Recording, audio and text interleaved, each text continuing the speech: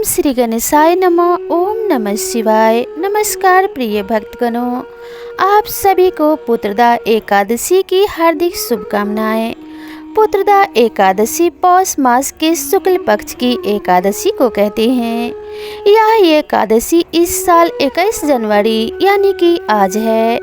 मान्यता है कि यदि संतान सुख से वंचित दंपति इस व्रत को करे और विधि विधान से पूजा करने के बाद व्रत की कथा का पाठ करे तो व्रत का संपूर्ण फल मिलता है और शीघ्र ही उनके घर में खुशखबरी आती है। तो आइए आपको बताते हैं पुत्रदा एकादशी व्रत की विधि, पूजन का शुभ मुहूर्त एवं व्रत की कथा विस्तार से। पुत्रदा एकादशी के दिन भगवान विष्णु की पूजा की जाती है।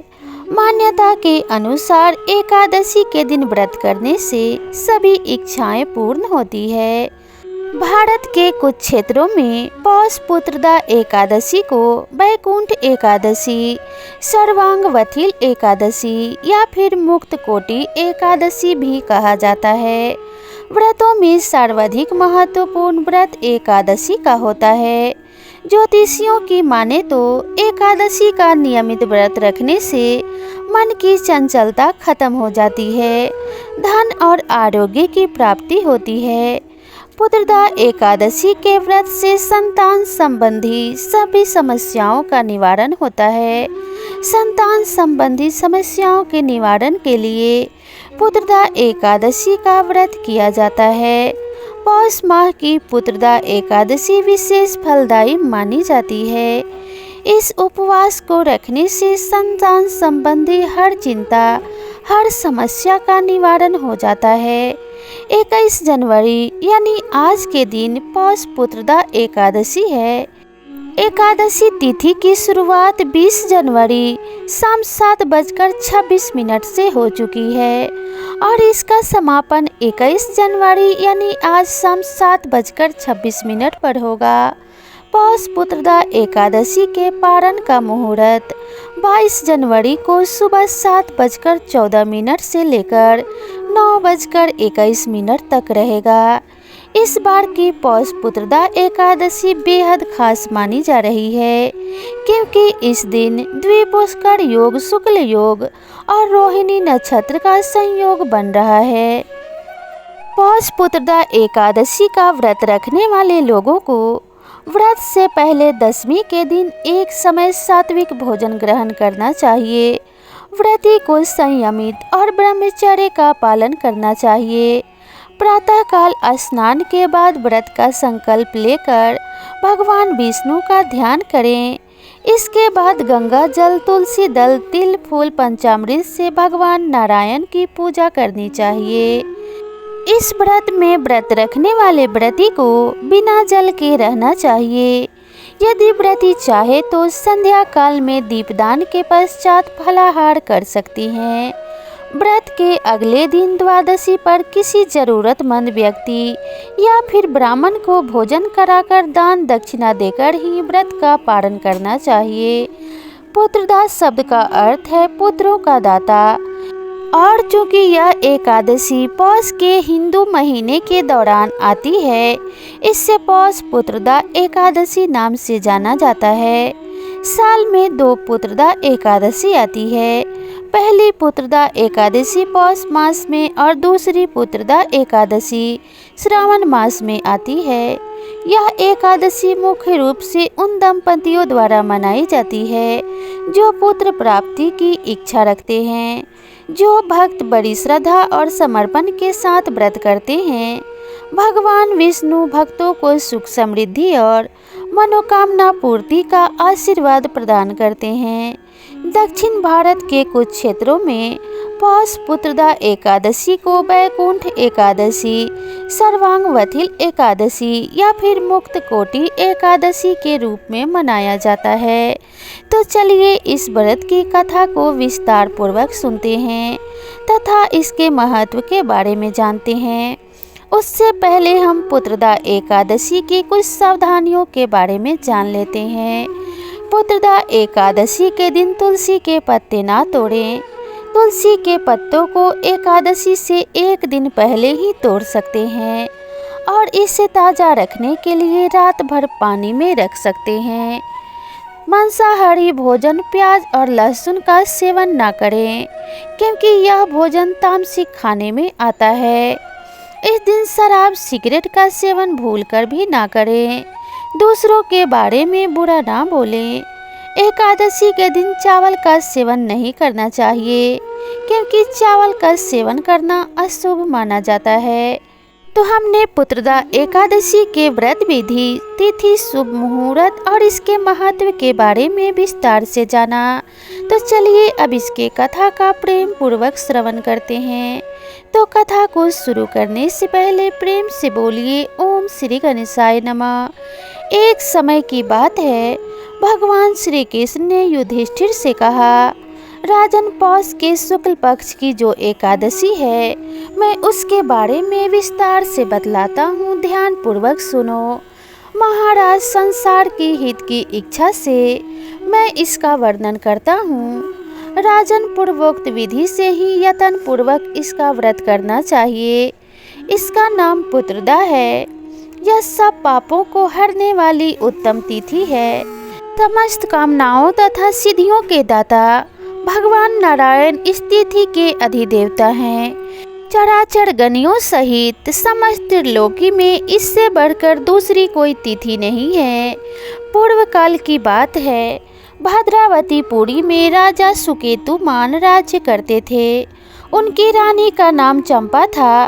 राजा को बहुत समय तक कोई वंशधर पुत्र प्राप्त नहीं हुआ, इसलिए दोनों पति पत्नी सदा चिंता और शोक में डूबे रहते थे। राजा के पितर उनके दिए हुए जल को बड़े ही शोक के साथ पीते थे और सोचते थे कि राजा के बाद और कोई ऐसा दिखाई नहीं देता जो हम लोगों का तर्पण करेगा। यह सोच सोच कर पितर दुखी रहते थे। एक दिन की बात है, राजा घोड़े पर सवार हो गहन वन में चले गए। पुरोहित आदि किसी को भी इस बात का पता न चला और मृग पक्षियों से सेवित उस सघन कानन वन में राजा भ्रमण करने लगे। मार्ग में कहीं सियार की बोली सुनाई पड़ती थी तो कहीं उल्लुओं की। जहाँ तहाँ वृक्ष और मृग दृष्टिगोचर हो रहे थे। इस प्रकार घूम घूम कर राजा वन की शोभा को देख रहे थे। इतने में दोपहर हो गया और राजा को भूख प्यास सताने लगी। वे जल की खोज में इधर उधर दौड़ने लगे। किसी पुण्य के प्रभाव से उन्हें एक उत्तम सरोवर दिखाई दिया, जिसके समीप मुनियों के बहुत से आश्रम थे।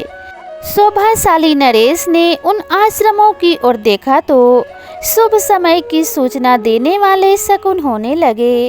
राजा का दाहिना नेत्र और दाहिना हाथ फड़कने लगा, जो उत्तम फल की सूचना दे रहा था। सरोवर के तट पर बहुत से मुनि वेद पाठ कर रहे थे। उन्हें देखकर राजा को बड़ा हर्ष हुआ।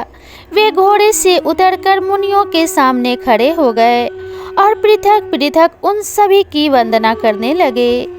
ये मुनि उत्तम व्रत का पालन करने वाले थे। तब राजा ने हाथ जोड़कर बारंबार दंडवत प्रणाम किया। तब सभी मुनि एक साथ बोले, राजन, हम लोग तुम पर बहुत प्रसन्न हैं। अपनी जो भी इच्छा हो हमें बताओ।